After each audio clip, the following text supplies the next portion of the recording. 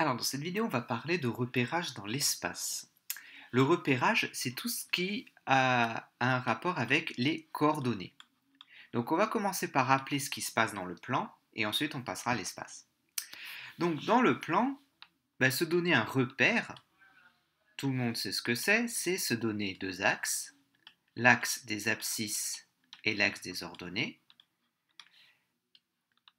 On se donne une unité sur chacun de ces deux axes, et donc là, on va pouvoir repérer n'importe quel point du plan par son abscisse et son ordonnée. Donc par un système de deux coordonnées. Donc ça c'est le point M, son abscisse et son ordonnée. Donc l'abscisse, je la lis ici, et l'ordonnée, je la lis là. Donc tout point du plan peut se repérer à l'aide des coordonnées. Pour se donner un repère, donc j'ai dit tout à l'heure, on se donnait deux axes. En fait, pour se donner un repère, on a besoin de trois choses. On a besoin d'un point et de deux vecteurs. Ce point, c'est le point O, c'est l'origine du repère. Ces deux vecteurs ne doivent pas être collinéaires et vont délimiter chacun des deux axes. I va être un vecteur directeur de l'axe des abscisses et J va être vecteur directeur de l'axe des ordonnées.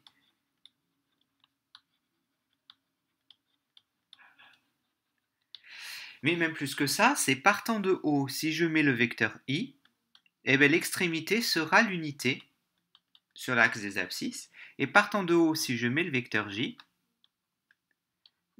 l'extrémité sera l'unité sur l'axe des ordonnées. Donc les deux vecteurs non collinéaires ici vont à la fois délimiter la direction des deux axes, mais en plus, ils vont délimiter l'unité. Alors pourquoi est-ce que les deux vecteurs ne doivent pas être collinéaires? Parce que tout simplement, pour qu'ils définissent deux axes bien distincts. Si I et J sont collinéaires, c'est le même axe. Ces deux axes sont censés passer tous les deux par O. Donc voilà ce qui se passe dans le plan. Un point, deux vecteurs non collinéaires. Dans l'espace, c'est un petit peu différent, puisqu'en fait, l'espace, c'est l'espace en trois dimensions, et on va avoir besoin de trois vecteurs. Mais si dans le plan, nos deux vecteurs ne doivent pas être collinéaires, dans l'espace, qu'est-ce qu'ils doivent respecter? Alors, on introduit la notion de vecteur libre.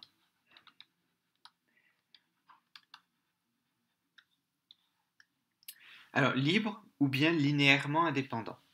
On dit que trois vecteurs U, V et W sont libres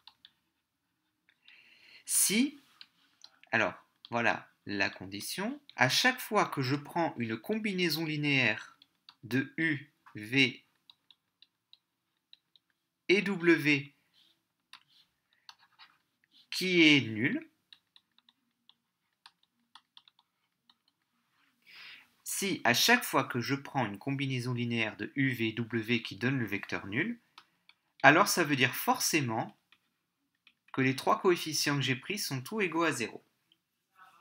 Donc, les vecteurs sont libres si à chaque fois que je prends une combinaison linéaire égale au vecteur nul, c'est que forcément les trois coefficients sont nuls et il n'y en a pas d'autres. Autrement dit, ça signifie qu'aucun des trois vecteurs n'est combinaison linéaire des deux autres.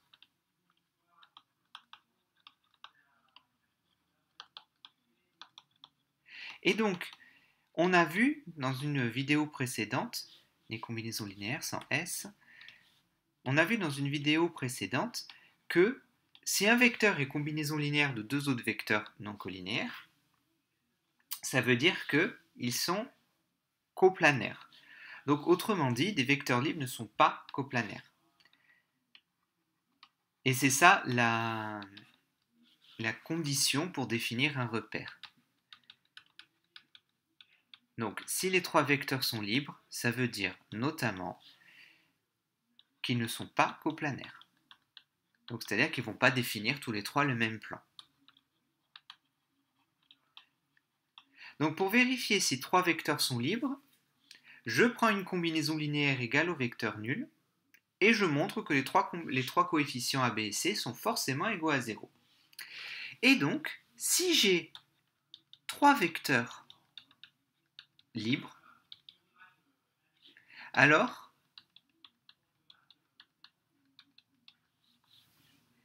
le triplet UVW, c'est-à-dire si je prends ces trois vecteurs, ça s'appelle une base de l'espace.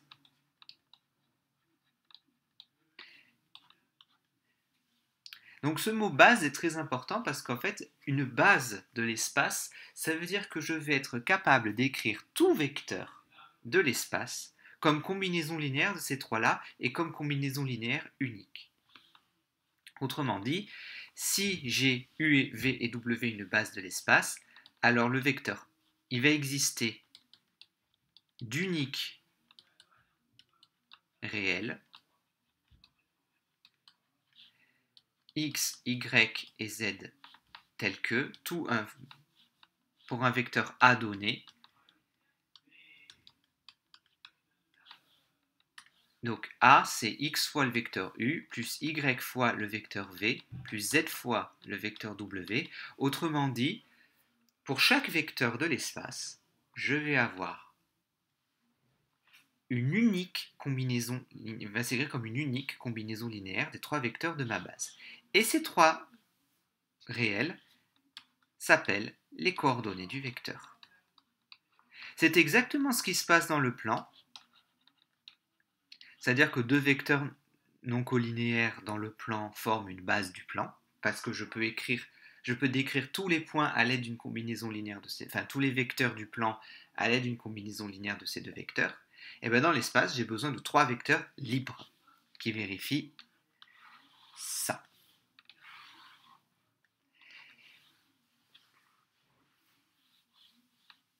Donc, voilà d'où viennent l'histoire des coordonnées. Les coordonnées, ce sont les coefficients de l'unique combinaison linéaire des vecteurs de la base de l'espace qui décrit, tel que A est égal à cette combinaison linéaire. Donc du coup, cette base de l'espace va nous servir à définir un repère de l'espace. Pour le définir, j'aurai besoin d'un point, l'origine, et d'une base. Donc,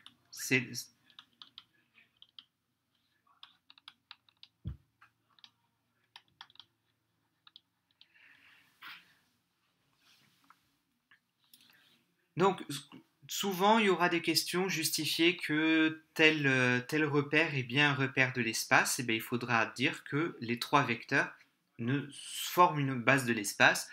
Dire qu'ils ne sont pas coplanaires, ça suffit. Et en général, bon, c'est pas très très difficile à montrer. Alors, ce qui fait que un repère de l'espace sera un petit peu plus difficile à dessiner.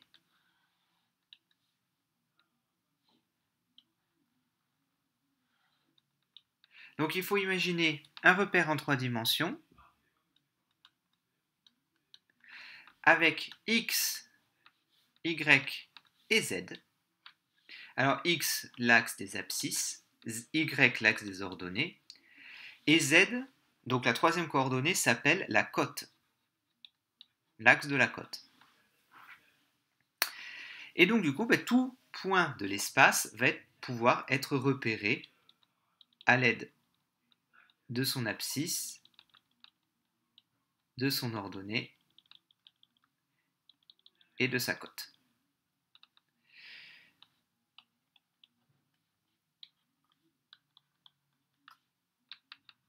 Donc ici, hop, je prends la projection orthogonale, donc c'est-à-dire, hop, je trace une droite perpendiculaire au plan formé par les deux axes qui passent par M, et puis ensuite, je lis l'ordonnée comme ceci. Bon, dans les faits, les repères seront souvent matérialisés à l'aide de polyèdres comme des cubes.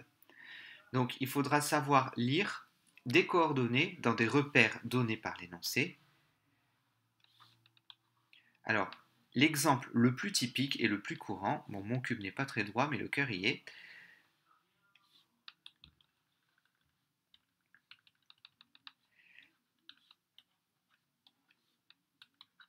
on se prend un cube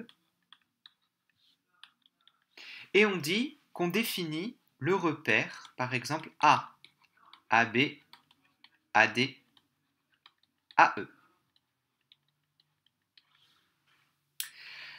Pour justifier, donc je vais mettre en couleur plutôt les vecteurs. Donc, c'est-à-dire que mon repère, il a pour origine A, c'est-à-dire que A c'est le 0, 0, 0. L'axe des abscisses, c'est AB.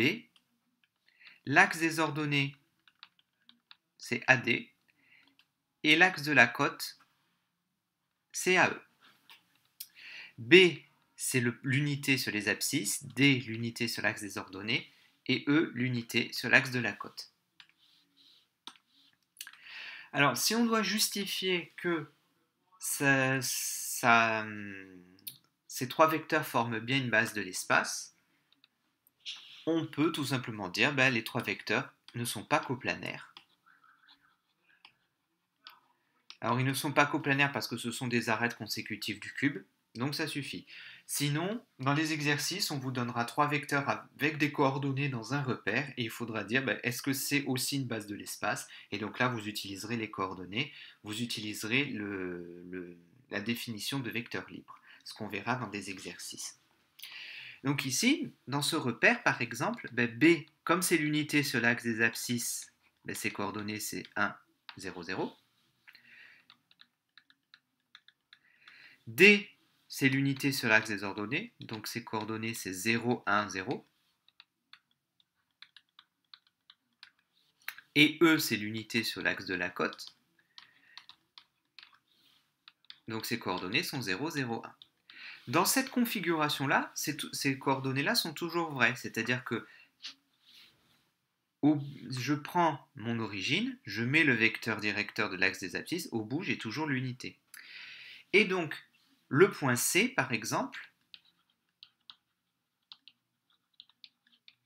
a pour coordonnées,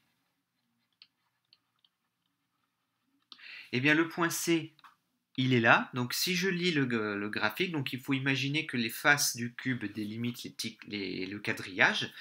Donc il est là, c'est-à-dire qu'il est sur la même droite que B, donc son abscisse c'est 1, mais il est aussi sur la même droite que C, donc son ordonnée c'est 1 aussi. Par contre, il n'est pas sur le même plan que E, il n'est pas en haut, donc sa cote vaut 0. Donc il faut imaginer que tous les points de la face du bas ont pour cote 0, tous les points de la face du haut ont pour cote 1. Et donc pareil, les points de la face de devant ont pour ordonnée 0, les points de la face de derrière ont pour ordonnée 1. Les points de la face de droite ont pour abscisse 1, les points de la face de gauche ont pour abscisse 0. Prenons par exemple le point G ici. Donc le point G a pour coordonnée, donc le point G est ici, donc il est pareil que C, il est donc sur la face de droite, sur la face du haut et sur la face de derrière. Donc si le cube représente un quadrillage en 3 dimensions, il est à 1, 1, 1. Donc il est à 1 en abscisse, 1 en ordonnée et 1 en cote. Puisque le vecteur AG peut s'écrire AB plus AD plus AE. Et en dernier exemple, on va prendre le point H.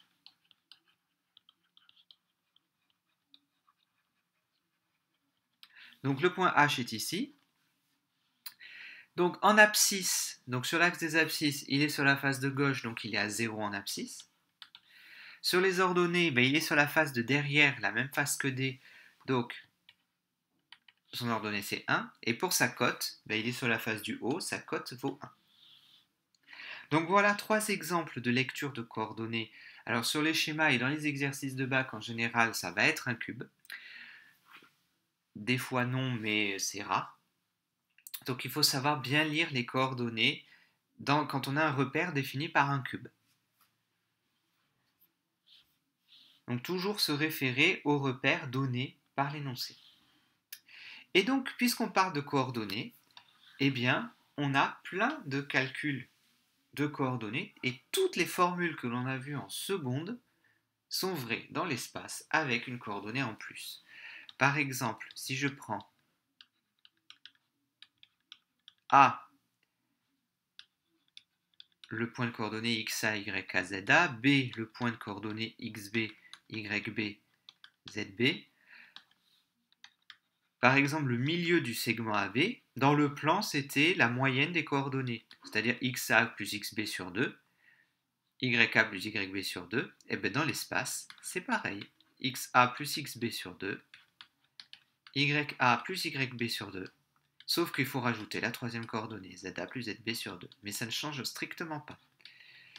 Les coordonnées du vecteur AB, dans le plan, c'était xb moins xa, yb moins yk, donc les coordonnées de la fin moins les coordonnées du début.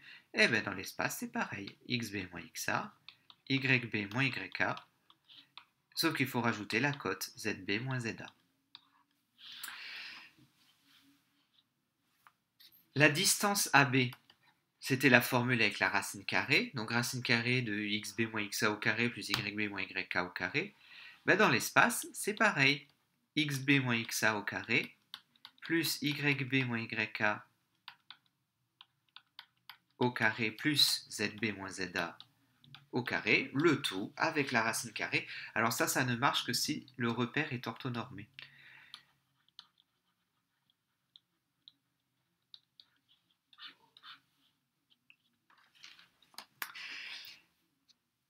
Et après, pareil, si jamais on a deux vecteurs, u de coordonnées x, y, z et v de coordonnées x', y', z', ben dans le plan, les coordonnées de u plus v, je faisais l'addition des coordonnées, ben dans l'espace, c'est pareil. Tout se passe exactement pareil dans l'espace. Si lambda est un réel, ben les coordonnées de lambda u dans le plan, c'était lambda x et lambda y. Et ben dans le plan, c'est pareil. Sauf qu'il faut rajouter, enfin dans l'espace c'est pareil, et il faut rajouter la troisième coordonnée. Donc en termes de coordonnées, tout se passe exactement comme dans le plan. Il n'y a rien qui change. C'est juste que la question qui pourra venir en plus, c'est montrer que trois vecteurs forment bien un repère de, enfin plus l'origine, forment bien un repère de l'espace. Donc il faudra bien comprendre, connaître la définition de vecteur libre, son implication, c'est-à-dire qu'ils ne sont pas coplanaires,